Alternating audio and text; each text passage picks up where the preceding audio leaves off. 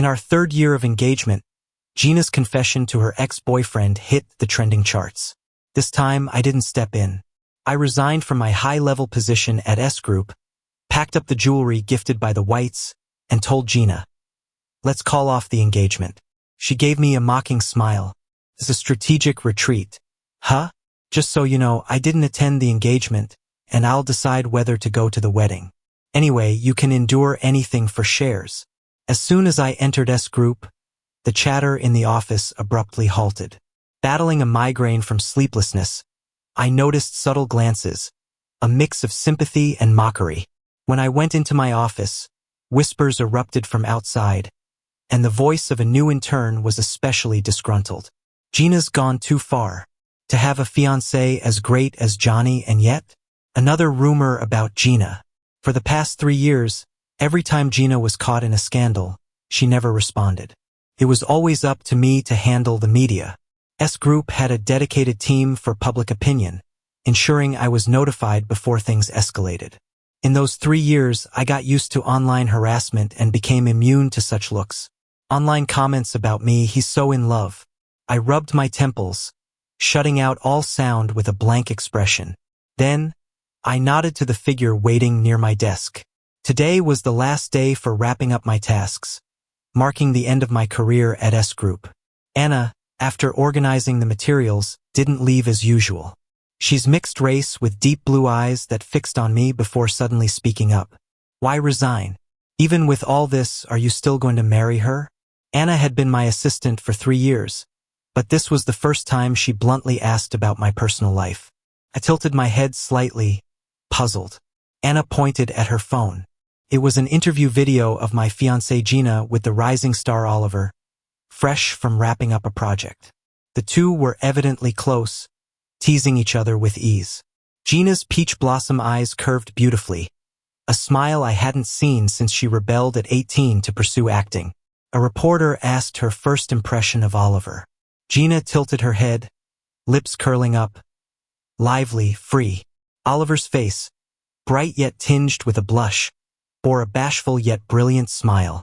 My gaze froze when I noticed the pendant hanging from Oliver's phone, a delicately crafted snowflake of dazzling diamonds, surrounding a tiny snow blossom, something I'd once gifted Gina for her birthday.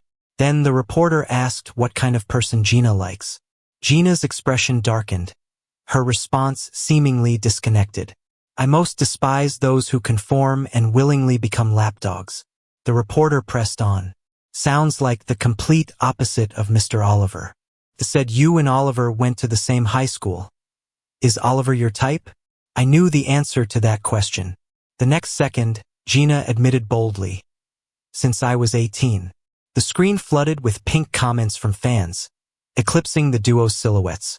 Amid a sea of supportive messages and mentions of their chemistry, one solitary black comment stood out. "But doesn't Gina have a fiancé?" Fans were quick to clarify. Not even a ring. Gina didn't even show up at the engagement ceremony. They've been engaged for years and aren't married. Zero interaction? Probably PR. To the commenter, someone replied, "What era are you living in? Supporting arranged marriages like it's still the old days." The following news showed the two leaving a bar late at night, suspected of heading back to a hotel together. I calmly handed the phone back to Anna. "Anna, draft a statement to call off the engagement." I initially planned to write it myself as a personal closing chapter to these 3 years. But now it seems pointless. This was the first time I entrusted something related to Gina to someone else. Anna's eyes widened, her voice slightly trembling. "Okay." Anna rarely showed such emotion. Watching her quickly exit, I was surprised at how nosy the usually quiet and meticulous Anna could be. My temples throbbed like needles piercing, and as I rubbed them, a wave of long-suppressed exhaustion washed over me. But it wasn't over yet. There was one last step to take.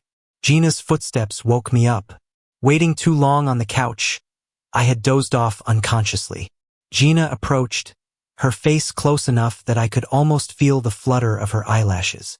Seeing me awake, she stepped back, frowning. Her peach blossom eyes were icy, void of the warmth I saw in the interview. "You need something from me?" There was still a hint of alcohol on her, and her shirt was casually unbuttoned, revealing a faint trace of what seemed like a hickey near her collarbone. I averted my gaze, speaking calmly. "Gina, let's talk." Gina scoffed. "Trying to convince me for my mom again? Give it up. I have no interest in inheriting S Group. Isn't having you as her puppet enough?" I replied. "She's approved my resignation." Gina paused while unbuttoning, eyebrows full of impatience. "Resignation? Did she want you to marry me? Found out all her tricks didn't work and decided to plant a mole instead?" I repeated something I'd said many times before with steady patience. "She's very busy and doesn't have time to trouble you." It was true, the Whites were in a completely different industry from show business. Gina wasn't professionally trained. Her face was a major asset in her rise to stardom. In the entertainment world, the industry is rife with hidden agendas. Initially, Gina faced many obstacles. Like when she blamed me in high school for her mother knowing her every move, Gina stubbornly believed it was her mother intentionally sabotaging her. Disdainfully, Gina shook her head as if shooing a pesky fly. "If not for my grandmother's last wish, who'd want to marry you? I'm in my career peak right now. I don't have time for any weddings. Wedding time and place, let me know, and I'll see if I feel like showing up." Her lips curled up in a sarcastic smile. "Anyway, you'd endure anything for S Group shares." S Group was started by Gina's grandma and later inherited by Gina's mom, Maria. Once Maria took over, she focused on the business completely. So Gina was raised by her grandmother. 12 years ago on a rainy day, my biological dad came home after gambling for 2 days, red-eyed and holding a belt, demanding the last bit of savings my mom left me. Hand it over and I wouldn't have money to eat. But if I didn't give it to him, I was afraid he'd beat me to death. I didn't want to die. I wanted to eat. I wanted to go to school. I ran desperately in the rain, not knowing where I was going, until I ended up on the road. If the White's driver hadn't braked in time, I'd probably be dead. I collapsed on the ground, my heart pounding like it was going to burst out of my mouth. Raindrops and tears blurred my vision as the sound of traffic roared around me. Then, a pair of warm hands helped me up, gently holding me with a soft handkerchief, wiping the dirt off my face. I opened my eyes to see a young girl, Gina, with worried dark eyes. "Johnny, are you okay?" My father was already pinned to the ground by the White's driver. His scruffy face pressed against the dirty wet pavement, eyes filled with resentment, still cursing non-stop. In shock and fear, I collapsed into Gina's embrace. When I woke up, it was in a hospital room. Gina's hair was damp against her pale forehead. Her eyes were shadowed with weariness as she tossed an apple up and down beside my bed. Seeing me wake up, she smiled. "Hey, number one, I'm Gina." Then, she casually picked up a knife to peel the apple. "Don't worry, your awful dad's been dealt with." I timidly thanked her and couldn't help but ask, "Do you know me?" She butchered the apple peel, ended up tossing it aside, then smiled again. "Everyone knows the genius from our school." Raised as a well-off missy, it was probably the closest she'd ever been to such rough circumstances. She flatly refused when I proposed repaying her, looking at me with pure pity. "Your dad's really something else. Since we bumped into each other, this is my business now. Don't worry, the one thing the Whites don't lack is money."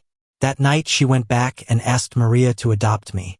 Of course, Maria rejected the idea, but my sick grandma said the house felt lonely, and with Gina's not-so-great grades, I should live with them to tutor Gina in return.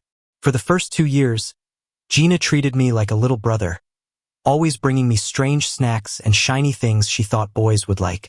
She showed off a snowflake bracelet she bought while skipping class, trying to make me call her sister. But after hesitating for a while, I just called her Gina. Gina sighed in exasperation.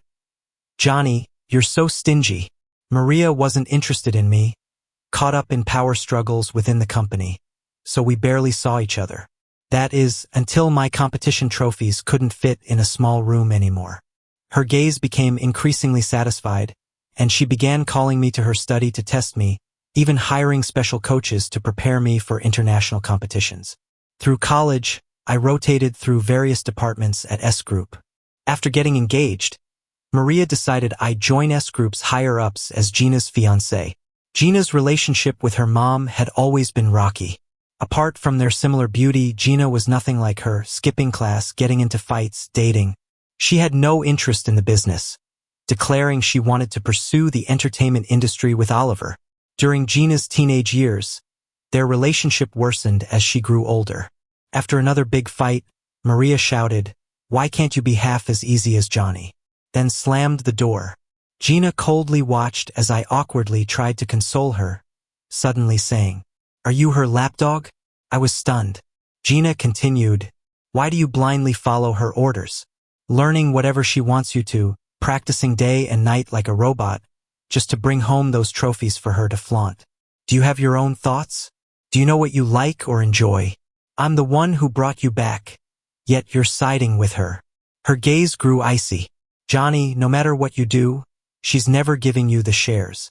I later realized there were always voices around her, saying that Maria took care of an orphan because her own daughter wasn't capable, looking for a new heir. I tried hard to prove myself, clearly striving for her inheritance. I opened my mouth to say I really didn't. It was a weak argument, but as someone being sponsored, not the White's child, what could I offer in return but good grades and obedience? Gina suddenly leaned close. I could smell the sharp woody scent on her. "We're racing motorcycles at the back mountain tomorrow. If you want me to believe you're not up to something, show up. Then I'll trust you." She knew I had a competition the next day, which Maria valued, had specifically asked about, and even arranged 2 new tutors for me. The next day I went to the competition. Finishing early, I first saw the news on my phone that the illegal racetrack at the mountain had been permanently shut down. Gina's message popped up. "No wonder my mom knows everything about Oliver and me, the skipping class. Turns out you're the snitch." I texted her back, "I'm not," only to receive a red exclamation mark in return. Doubt led to accusations, and she wasn't planning on listening to my explanation. I turned off my screen, mind blank, but I didn't regret it. I couldn't tolerate any potential accident happening to Gina. After this incident, I was probably completely categorized by Gina as part of the family that bound her. Stuck in my ways, cautious and obedient, the exact opposite of her first love, Oliver. Oliver was flamboyant, even back in high school when he got a role in a Hollywood movie due to his looks. He stayed abroad for school, and that's when they broke up. If it weren't for Grandma's dying wish, hoping the kids she loved most would always be together, even if the world only had Gina and me left, she wouldn't have agreed to the engagement. Gina didn't even show up for the engagement party, only appearing stiffly for the scenes that her grandma could see. The rings were bought by Maria. I wore both for 3 years like a one-man show. Gina never asked about them. In Grandma's will, she left me 5% of the shares, on the condition that Gina and I got married. This probably reinforced Gina's suspicion of me scheming for S Group's wealth. But by then, I didn't care about her thoughts anymore. Today it all ends. I touched the mark from the ring on my hand, thinking how even this little imprint is kind of a joke. I exhaled slowly and said, "It's not a wedding. It's breaking off an engagement. The list and the jewelry are in the bedroom. Check them if you want." On the bedroom nightstand, 2 engagement rings held down a list of assets, along with the jewelry my grandmother gave me. "I don't want any of it." Gina paused, tossing her jacket onto the couch, frowning at me. "Don't think I don't know you got a psychology degree in college. Are you trying to use it on me now? Reverse psychology." She rubbed her forehead. "Wow, we're not even married yet, and you're already settling accounts? How do we reckon the Whites putting you through everything until now? I've already settled that case with Maria." After reading my resignation letter, Maria stayed silent for a while. I lit a mint cigarette for him. Halfway through, Maria finally spoke. "Mom completely lost her mind at the end, and you stayed with her all along. The S Group's successful transformation tripled our profits, and you're mostly to thank for that. Without you keeping an eye on Gina, I couldn't have been at ease." Maria took a light drag. "Johnny, Gina's young. She just doesn't know how to cherish things." I smiled. "I wouldn't be here without you." Maria sighed, his sharp eyes showing a hint of fatigue through the smoke. "Where are you planning on going next?" I thought of the snow-capped mountains far away and the thrill of climbing. It was the first time I felt somewhat relieved in a long while. I figured it out. Maria finished his cigarette and pressed the stub into the ashtray. His normally stern face softened as he patted my hand gently. Remember to come back and visit. The Whites is your home too. I didn't want to waste more words with Gina, so I got up to leave. But Gina suddenly grabbed my wrist, her dark eyes staring straight at me, with a bit of nervousness in her grip. Where are you going? Gina glanced around the living room, and not seeing any luggage, she let out a small breath. There's just one more thing, I said. Can I have the snowflake back? The gifts I'd given Gina over the years were mostly tossed aside without a second glance. The snowflake, however, she kept hanging from her phone, probably forgetting it was even there. Judging from Gina's rumors, she has a million ways to win Oliver over. I added, if possible, give it to Anna. She'll pass it on. Gina's hand released mine suddenly, and she seemed to lighten up a bit. She lounged back on the couch, a faint dimple showing on her left cheek. So this is today's episode. Jealous, are we?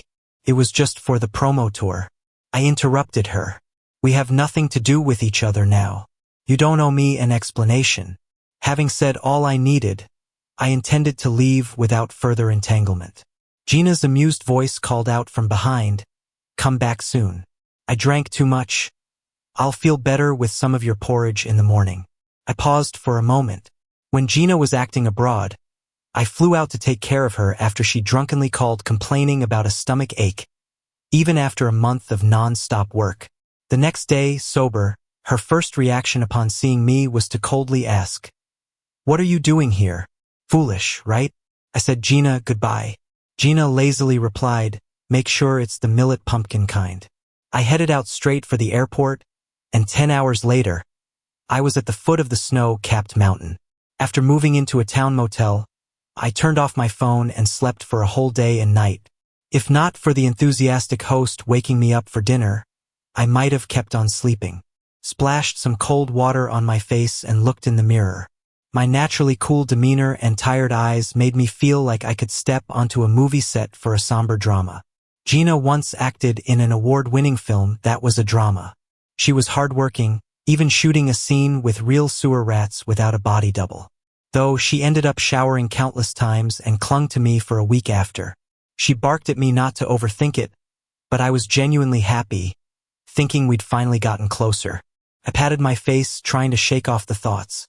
That sleep didn't leave me refreshed. Instead, it seemed like all the accumulated fatigue rushed back, making me feel lifeless from head to toe.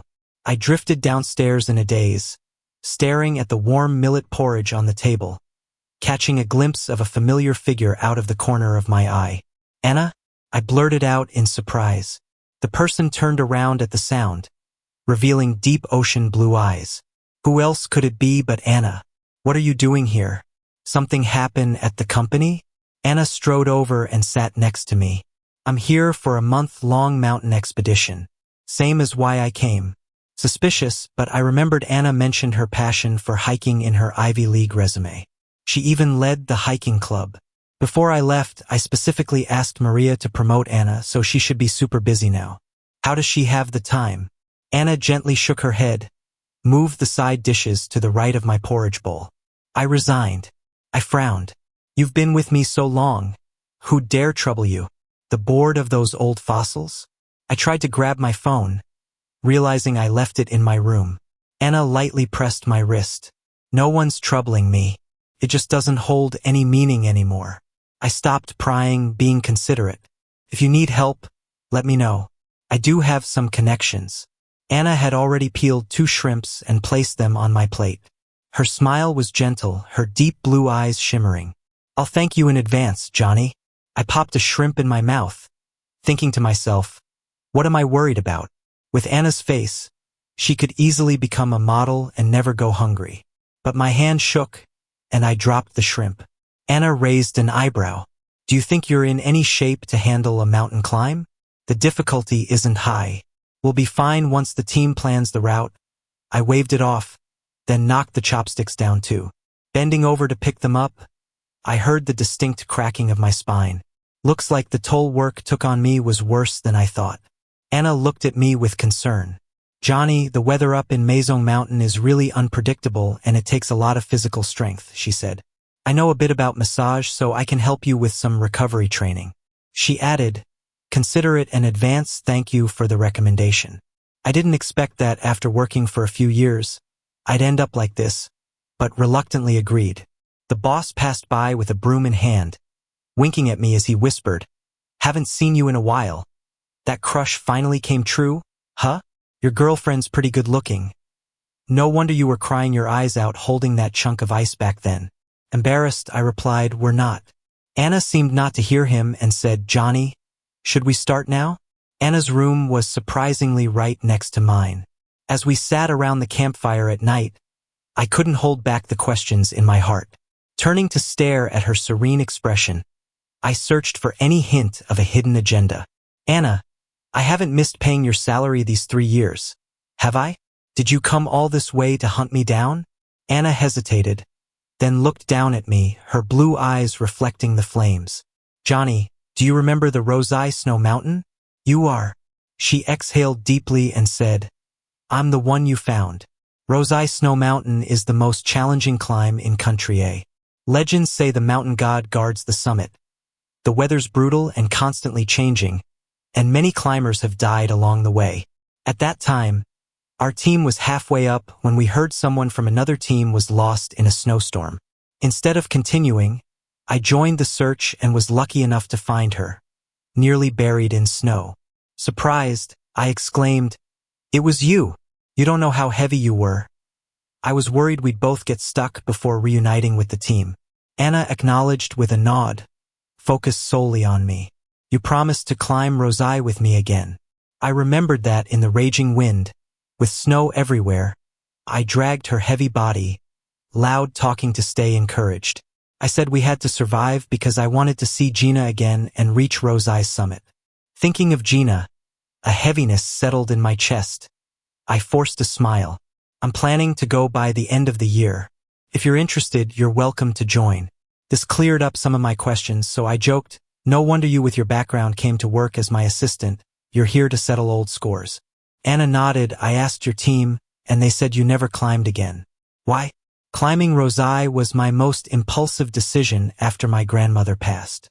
I'm not one for superstition, but I'd heard the mountain god could grant any wish to those who summit.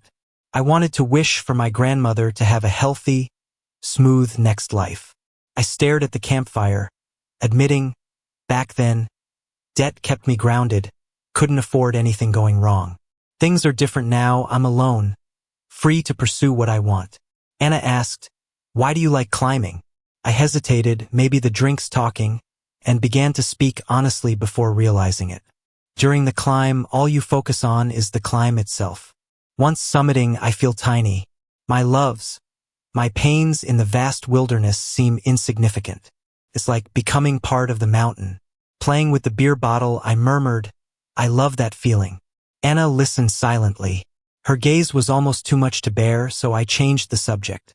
Was the engagement cancellation announced? Anna responded quietly, it was. I asked further, did Gina give you a diamond snowflake? She shook her head. The next day, she went straight to Maria's office. Didn't give me anything. Anna took a sip from her drink, the firelight dancing in her eyes. Is that snowflake important? Taking a sip myself, I swirled the amber liquid. Not really, it's just that the first mountain I summit was Maison. I took a flower from the top and preserved it in resin. It won't ever melt, and even the diamond mounts were bought with my prize money. To others, it might be worthless, but it holds meaning for me. How you treat a gift depends on the sender's importance. Gina always wore the pinky ring Oliver gave her in high school. Spacing out, a voice broke my thoughts. Anna's words froze me, not worthless. Huh? I looked up. Her eyes were slightly red. It's very romantic. If it were me, I'd cherish it for a lifetime. Perplexed, I glanced at her. Finding Anna unusually empathetic with stories like these, I imagined her listening to late-night emotional broadcasts, crying into her pillow, biting her blanket. I couldn't help but laugh, feeling much lighter. Anna silently took the drink from my hand. shifting the focus. Rest early, we'll train together tomorrow. I suspect S Group doesn't pay Anna enough. She moonlights at the gym and as a blind masseuse for extra income. She designed a thorough recovery program for me, her massage skills surprisingly professional. After a session, feeling light and strong, I couldn't help but ask, "How do you know all this?" Anna laughed softly. "I learned it after that descent." She's also incredibly knowledgeable about climbing gear. When I left the Whites, intending to buy supplies, Anna had already prepared them all. She's also a great cook, using the guesthouse kitchen to make meals. After sampling her cooking a few times, the boss was completely won over. Stroking his full belly, he mused watching Anna wash dishes. Such a perfect combo of good-looking and capable. If she's not your girlfriend, can she stay? We need that kind of talent. Sincere, he added, really need these hybrid talents. Anna paused her washing. Smiling, I replied, "Nope," keeping her for myself. The water resumed, and I noticed her ears turn red. The boss shook his head with theatrical despair, railing against capitalist exploitation as he walked away. I always knew Anna was meticulous at work, but didn't realize how she took care of others just as thoroughly. Watching her dry her hands and walk over, I marveled. Just a few days, and I can't live without you. Anna's eyes sparkled, her smile drawing me to her. Her features like a sculpted masterpiece, blue eyes shimmering like sapphires set in sculpture. Flexing my wrist, pondering her unofficial role as my life assistant, I offered, "Interested in staying as my assistant longer? I'll pay according to S Group standard, you won't lose out." Anna's smile faded, the air around her seeming to drop a few degrees. After a pause, she muttered, "No need, Johnny. Just consider me a spirit of service." No way, relying on someone's debt isn't my style. We were set to climb the next day, so I prepped a separate card to give her after the descent. Next to it laid my phone, silent too long. I held it momentarily, then finally plugged it in, turning it on. Expected missed calls and Gina's biting messages awaited. Opening it, endless messages and missed calls popped up, freezing my phone entirely. Staring at the phone, I stood there stunned. A familiar wave of exhaustion hit me. I tossed my phone a bit, considering just chucking it into the bonfire outside. But the nearest bank from this small town requires a 2-hour drive. Nowadays, anywhere with internet doesn't really let you escape from the world. I sighed and resigned myself to looking at my phone again. The screen froze for a while, but then it finally worked. I scrolled to the top and saw a message from Gina the day after I left. It read, "Johnny, if you have guts, don't regret it."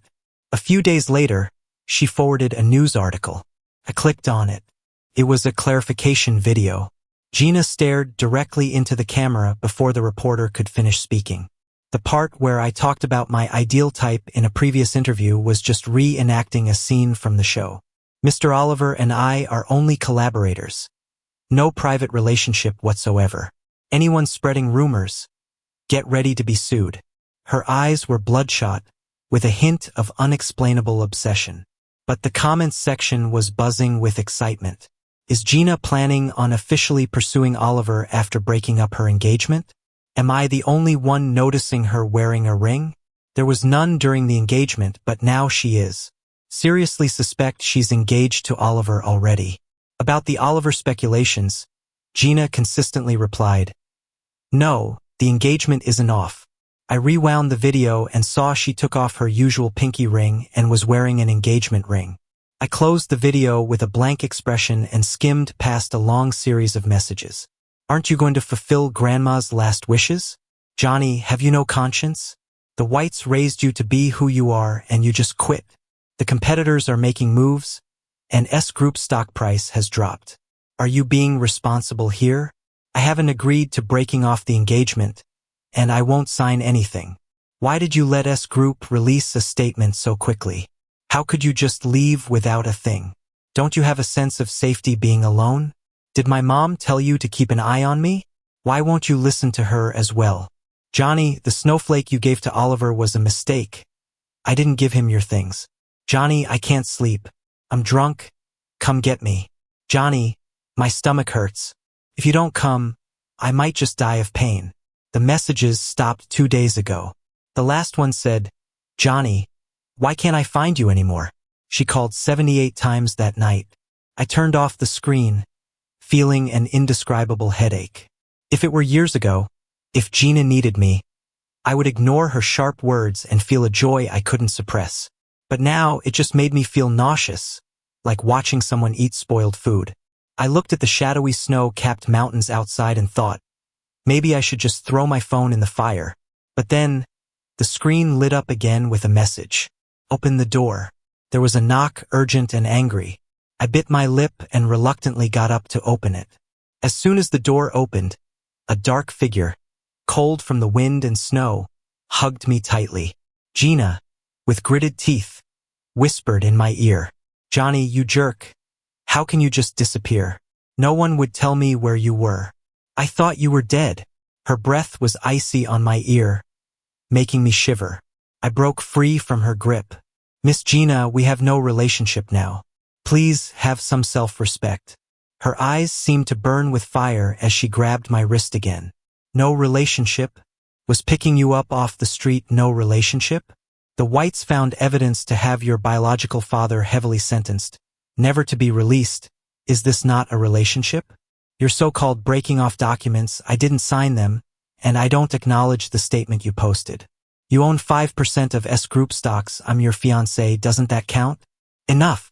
As her voice turned into a buzzing sound in my ears, I shouted with an unexpected sharpness, I know the Whitty's kindness to me. I don't need you to keep reminding me. You saved me. Grandma loved me. Your mother trained me. Gina, what do you want me to do? Skip class with you? Be your agent abroad? Fight alongside you against Maria?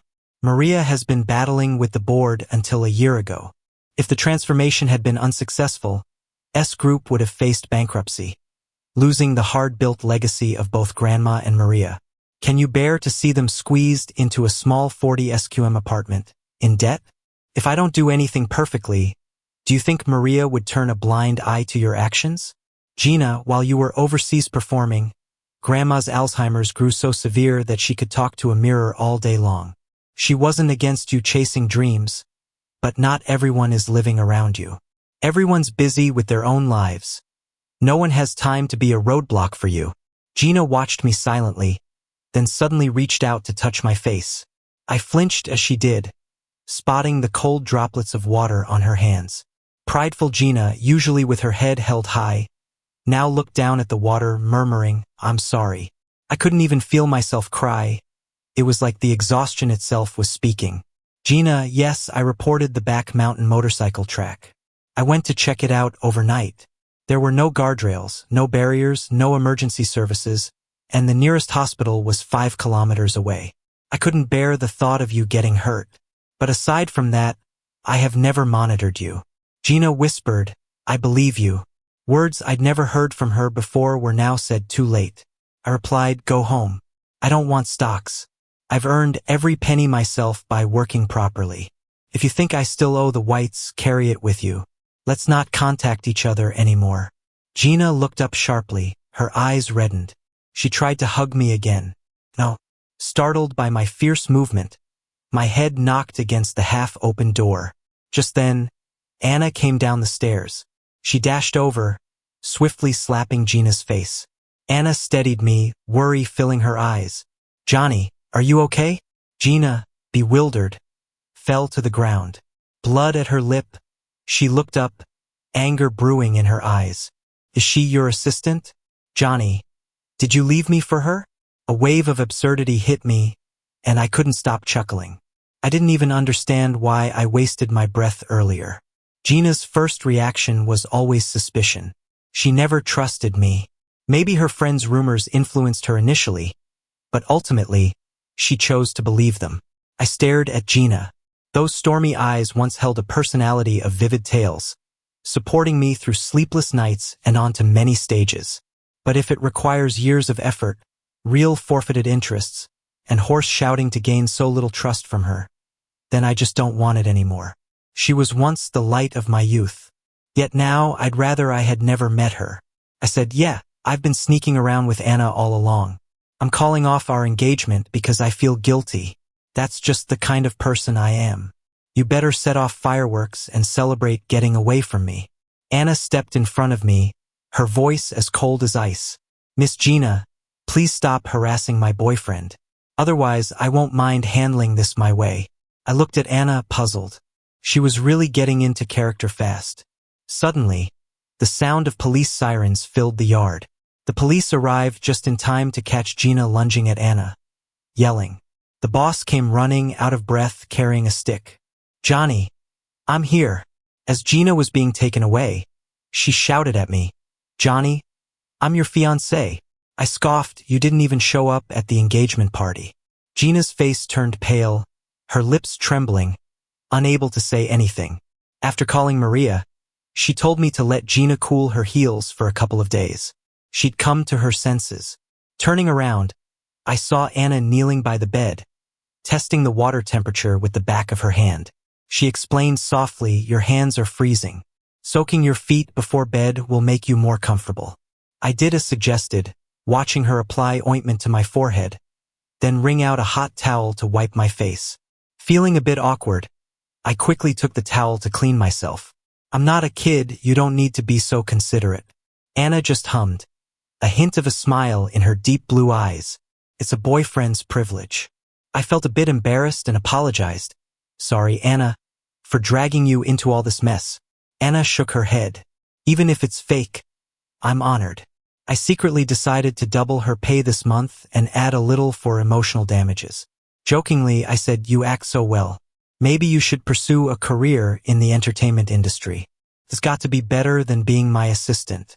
Anna replied, I wasn't acting. She said, I like you. It's not an act.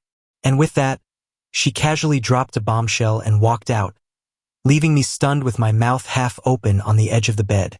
After a moment, she returned casually with a cup of warm milk, placing it on the nightstand with a gentle reminder. If you can't sleep, come find me. I'll be just outside. As she started to leave, I quickly called out, Anna. She came back to the bedside, looking at me intently. I said, if that's why you're by my side, then I'm sorry. I'm not really considering a relationship right now, and honestly, I might not ever. I finally have the time to do what I want. In the next 10 years, I want to climb the tallest mountains, those that haven't been conquered yet, and maybe try free climbing too. I won't deny I have feelings for you, but that's about it. Anna's eyes lit up at my mention of feelings. I couldn't help but feel if she had a tail, it'd be wagging. She said, wait here a second. In less than a minute, she handed me a personal resume. Unlike the resume I'd seen before, this one detailed every bit of information about Anna, her education from childhood, personal data, up to last month's financial status, all family members. As I flipped through, I couldn't believe it. Your dad is the CEO of KWT Group? I thought about the salary card and her personal assets list and felt a pang of irony. Aiding the rich. When I reached the personal data section, I felt my face heat up and closed it, putting it aside. Anna knelt by the bed, her deep blue eyes sincere. She said, Johnny, the first time I saw you was at the national math competition in our junior year. I've liked you since then. I'm showing you this not for any particular reason, but to tell you I am a healthy, intelligent, financially independent person. My affection is based on admiration for you as a person, not a sense of duty. Actually, you returning my feelings is a delightful surprise. Gina is a lucky fool who doesn't realize your love is priceless. Regardless of how you define our relationship, work or friends, I accept it. I'm telling you I like you simply to let you know your existence brings happiness to someone else. Feeling a swell of emotion, I muttered, thank you, I needed to hear that tonight. I gathered myself and handed over a bank card. Let's keep it a professional relationship for now. Anna didn't seem surprised. She took the card and extended her hand to me. Would the boss like a hug from a friend? I hesitated but leaned in for a hug. She wrapped her arms around me gently, carrying a comforting warmth. Even in such warmth, I felt inexplicably aggrieved. Anna didn't say anything, just softly patted me until I drifted into sleep. The next day, we set off. Climbing was challenging, but I made it to the top. We camped at the peak, and as dawn broke, unveiling the snowy mountains, I finally felt a real sense of a fresh start. During those 2 years, I climbed every mountain, sometimes with Anna, sometimes alone. Gina contacted me from time to time. Somehow, even when I changed numbers, she found a way to reach me. I never replied. One day, Anna and I were at a cafe below a glacier, and I saw Gina sitting alone. I whispered to Anna, then walked over to Gina. I said, "Say what you need to say." Gina's dark eyes pinned on me. "Johnny, come back, and I'll give you whatever you want." Her hand holding the coffee cup was tense, still wearing the engagement ring, now set with a diamond snowflake. I can overlook Anna. "Johnny, I love you. I always have. I just didn't know how to deal with it. So many things went wrong. I hated that you wouldn't stand by me, always questioning if you loved me or the White's money. I never touched those other men." I looked at Gina, feeling calm. Though physically close, she seemed distant, further than the mountains and glaciers. Softly, I said, "Gina, after all these years, do you still not know if I love you? You just assumed I'd always be here waiting, providing a safe outlet for your feelings. That isn't what love means to me." Gina's face went pale, talking quickly. "I'll learn to love you, Johnny. I've really missed you." I looked at her quietly. She saved me once but squandered my love in endless suspicion. I'm still grateful to her for that, but I choose not to love her anymore. I interrupted, "It's over. Gina, once I made up my mind, there was no turning back." I stepped outside the cafe, seeing Anna waiting by the car. I nudged her, "Let's get ready to climb Mount Rosa." Together, we conquered Rosa Mountain. The weather was perfect, as if the mountain spirits welcomed us. At the peak, as I made a wish for my grandma, I saw Anna close her eyes. I leaned in quietly, grinning as her breathing turned flustered. Holding her hand, I said, "The mountain spirits here are powerful, so our wishes will come true." Anna squeezed my hand tightly. Her cheeks flushed, and her blue eyes shone. My gaze wandered over the serene and vast snowy peaks. The past remained behind me. I knew there were more summits waiting in life's journey ahead.